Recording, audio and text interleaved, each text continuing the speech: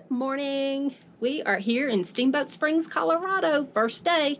There has been 14 inches of fresh snow over the last 24 hours, and it is still snowing. So we're going to get out here and catch some fresh powder this morning. Come along with us. I'm Bill. I'm Kelley. And this is our adventures. Oh! Here we go.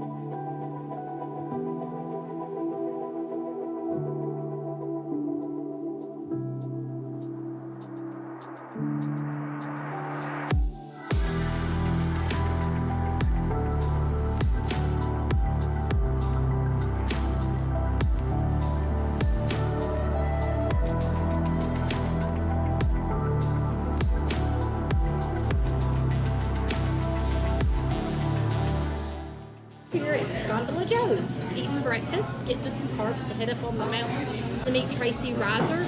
If you're ever coming to Steamboat and need ski or snowboard lessons, when you book through Steamboat.com's website, you can request her. She's awesome. She's been skiing with us for about 5 years now. She does snowboard and ski, but she'll be skiing with me today.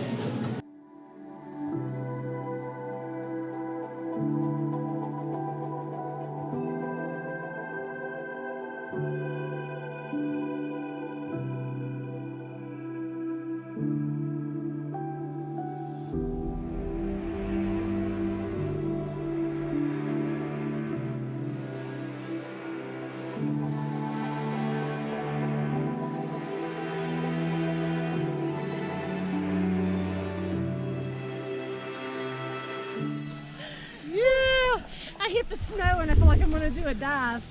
Yeah, well, it's definitely heavy. So I've been catching myself having to get further back on the tailwind more than I normally ever would, even on powder days. What's that, sweetheart? Just because it's a little bit heavier today. With these conditions, like as far as like just a couple tips for you, and this goes the same for skiing and snowboarding. Here we go, guys. You want to kind of have a stance that's a little bit lower. Like you don't want to be too tall because you can't always see what's going on underneath the surface. Right. But if you're a little bit lower, then you have somewhere to kind of extend into or flex it. You're more of a ready stance. Makes sense? Got it. Because there's a lot of things changing underneath the surface that you can't see. So